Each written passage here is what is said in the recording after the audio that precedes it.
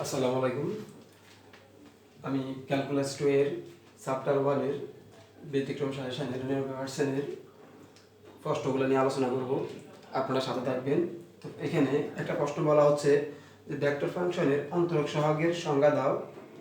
তারপর হচ্ছে কি t ইকুয়াল 2 বিন্দুতে f of t equal cos t i একক vector plus sin t i একক ভেক্টর প্লাস 1/2 k একক ভেক্টর ভেক্টর ফাংশনের অবিচ্ছিন্নতা যাচাই করা। অর্থাৎ এখানে দুইটা প্রশ্ন করা হচ্ছে। যে একটা প্রশ্ন হচ্ছে যে ভেক্টর ফাংশনের অন্তরক সহগের সংজ্ঞা দাও। দ্বিতীয়টা হচ্ছে t সমান সমান 2 বিন্দুতে অর্থাৎ f অফ t ফাংশনের অবিচ্ছিন্নতা যাচাই করো। তো প্রথমে আমরা ভেক্টর ফাংশনের অন্তরক সহগ সংজ্ঞা দেওয়ার আগে আমরা কিন্তু ফার্স্ট ইয়ারে ক্যালকুলাস 1 এ পড়েছিলাম যে একটা ফাংশনের অন্তরক সহগ হচ্ছে কি, আমি যদি বলি y equal f of x একটা ফাংশন, এই ফাংশনের অন্তরক সহগ হচ্ছে যে এটা হচ্ছে তার অন্তরক সহগ। অর্থাৎ আমি এই ফাংশনকে x এর সাপেক্ষে একবার অন্তরীকরণ করলে হবে কি dy/dx, আর এখানে একবার করলে হচ্ছে a প্রাইম অফ x। এটা হচ্ছে ক্রমের অন্তরক সহগ। সো এটাকে আমরা এইভাবে লিমিট দ্বারা লিখতে পারি যে লিমিট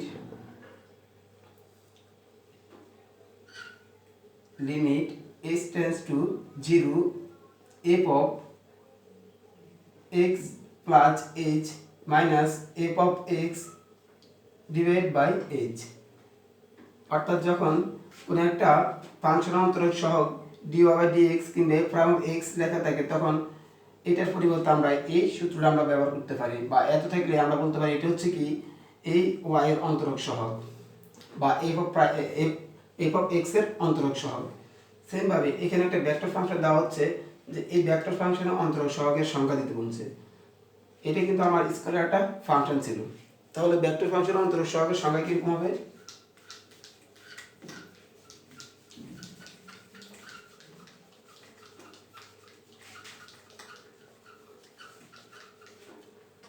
ভেক্টর ফাংশনের অন্তরক সহগের সংজ্ঞা হচ্ছে ধরি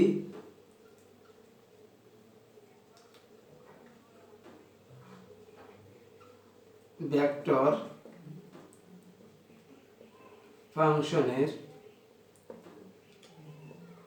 অন্তরক সহগ। ধরি t একটি স্কেলার,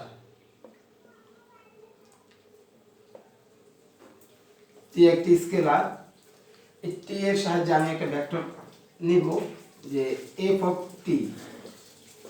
t একটি স্কেলার, t এর সাহায্যে একটি ভেক্টর নিলাম আমরা কি f of t,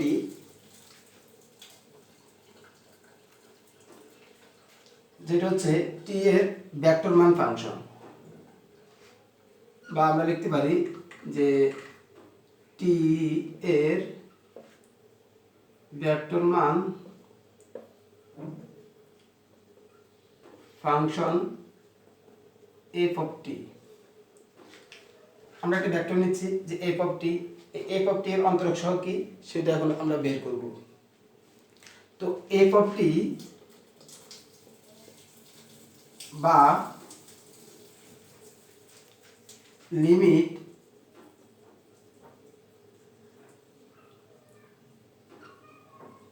del t tends to 0 f of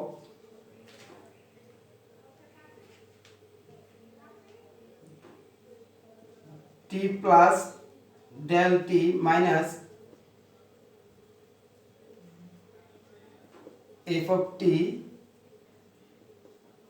divided by del t।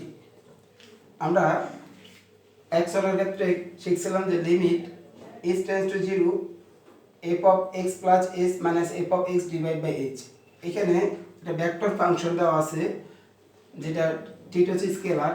তো সেই ভেক্টর ফাংশনের অন্তরক সহগের সূত্র হচ্ছে এটা limit del t tends to 0 f of t plus del t minus f of t divided by del t। এত হয় তবে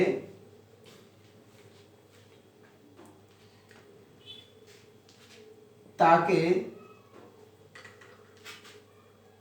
টি এর সাপেক্ষে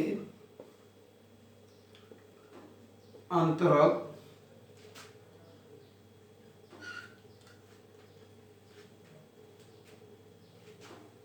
ভেক্টর এফ এর অন্তরক সহগ বলা হয়।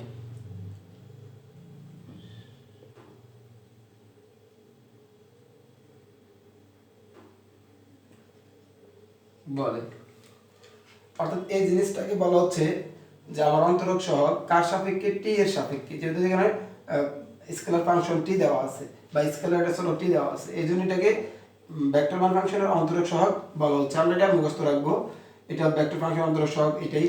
তাহলে এটা আমরা বলবো যে এটাকে আমরা এভাবে লিখতে পারি যে ডিডি টি অফ এফ, বা এটাকে এইভাবে লেখা যায় এফ অফ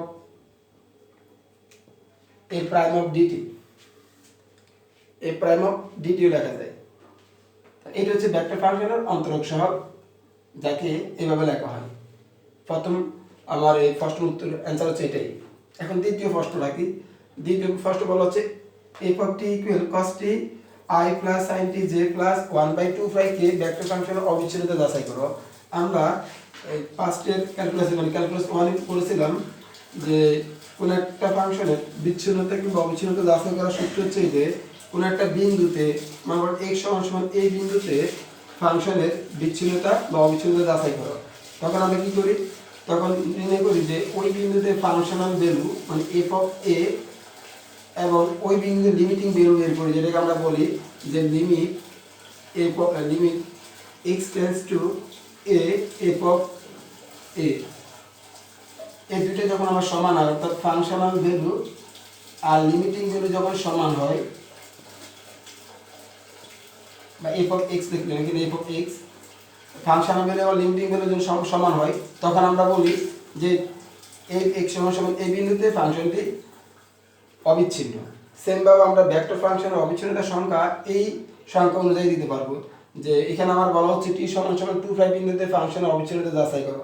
তো টি সমান 2 বিন্দুতে এখানে x এর পরিবর্তে টি আর এখানে এর পরিবর্তে আসছে 2 তাহলে টি সমান 2 বিন্দুতে আমরা ফাংশনের ভেক্টর ফাংশনের অবিচ্ছিন্নতা যাচাই করব এই সূত্র দ্বারা, যে একটা হচ্ছে লিমিটিং ভ্যালু আর একটা হচ্ছে ফাংশনাল ভ্যালু, দুটো যদি সমান হয় তাহলে আমরা বলবো টি সমান 2 বিন্দুতে ভেক্টর ফাংশনটি আবার অবিচ্ছিন্ন। তো এটা মুছে দিচ্ছি।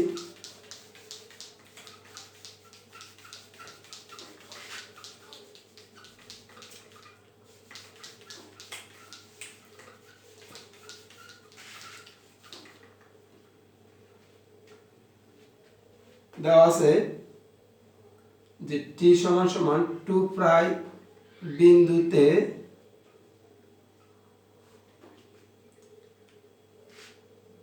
Function F of 2 equal, just এখানে আমরা টির পরিবর্তে 2 বসিয়ে যেটা পাবো সেটা হচ্ছে কি ফাংশনাল ভ্যালু। তো cos টির পরিবর্তে এখানে আসতেছে 2 I একক ভেক্টর প্লাস sin টির পরিবর্তে আছে 2 j একক ভেক্টর প্লাস এখানে আমার কোনো টি নেই, তাহলে এখানে টির মান বসবে না, যাই আছে তাই থাকবে, এটাই ইকুয়াল। আমরা জানি cos 2 এর মান হচ্ছে, অর্থাৎ এখানে অনেকে জানা না যে কিভাবে ত্রিকোণমিতিক অনুপাতগুলোর মান বের করা হচ্ছে। এখানে প্রায় 2 দুইটা প্রায় এখানে আছে, তো আমরা কোয়ান্টাম সংখ্যা হিসাব করব যে, অর্থাৎ এটাকে আমি চতুর্ভাগ অঙ্কন করি যে এখানে আমার সাইডটা 90 ডিগ্রি, 2 বলতে আমরা প্রায় বলতে এখানে বলতে 180 ডিগ্রি, বা এটা রেডিয়ানে দেওয়া আছে, ডিগ্রিতে নিলে প্রায় মানে 180 ডিগ্রি, তার সাথে 2 গুণ মানে 360 ডিগ্রি। তো এখানে মানে 360 ডিগ্রি মানে সাইডটা 90 ডিগ্রি, সাইডটা 90 ডিগ্রি কোথায় পড়ে, যে এই একটা 90 ডিগ্রি, দুইটা 90 ডিগ্রি, তিনটা 90 ডিগ্রি, চারটা এখানে, অর্থাৎ x অক্ষের ধনাত্মক দিকে পড়ে।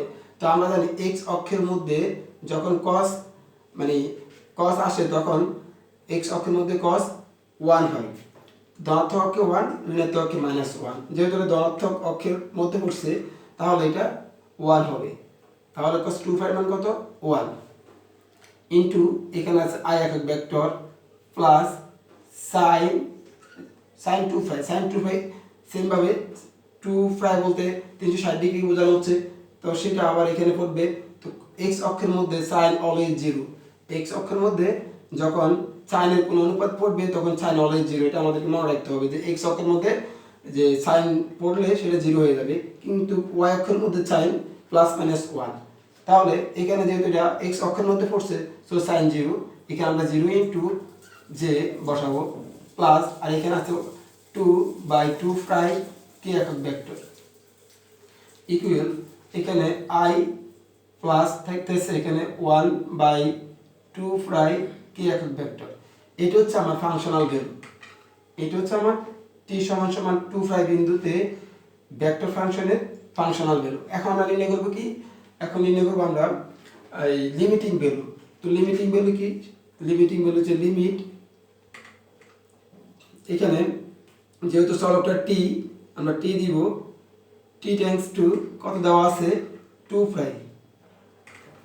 2 বিন্দুতে আমার প্রদত্ত vector function f of t equal limit t tends to 2, এখানে ভেক্টর কত দেওয়া আছে? ভেক্টর দেওয়া আছে cos t i একক vector plus sin t j একক ভেক্টর প্লাস 1/2 k একক ভেক্টর। এটা হচ্ছে আমার f অফ t ভেক্টরের মান।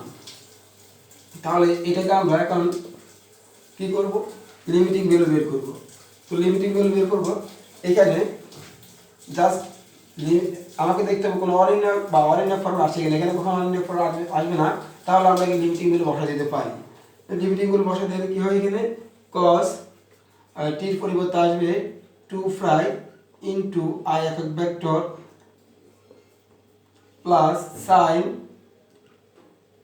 2 ইনটু j একক ভেক্টর, সরি একটু মিস্টেক হয়েছে, এখানে নিচে আসতেছে কি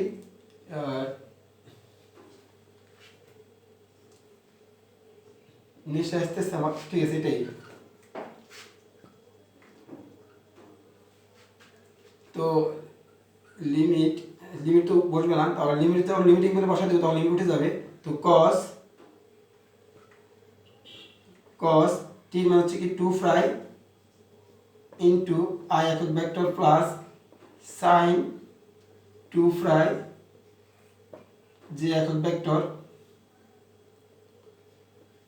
প্লাস, এখানে যেহেতু আমার চলক নেই তো 2 t ইনটু k একক ভেক্টর। সেম ভাবে আমরা বলতে পারি এখানে sin cos 2 মানে কত 1, 1 এর সাথে i একক ভেক্টর গুণ করলে i প্লাস sin 2 মানে 0, 0 এর সাথে j একক ভেক্টর গুণ করলে 0 হয়। এখানে থাকতেছে 1/2 k একক ভেক্টর। সো আমার limiting value and functional value দুইটাই কিন্তু সমান। তো এটা লিখতে পারি সুতরাং যে f of t equal limit of t tends to 2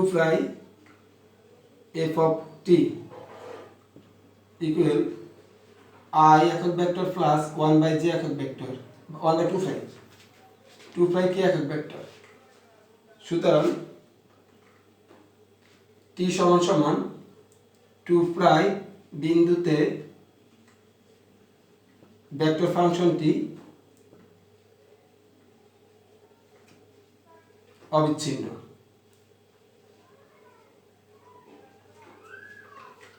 shoot. তো কারো কোনো প্রশ্ন থাকলে করতে পারেন, আমি যথাযথ প্রশ্নের অ্যান্সার দেওয়ার জন্য চেষ্টা করব।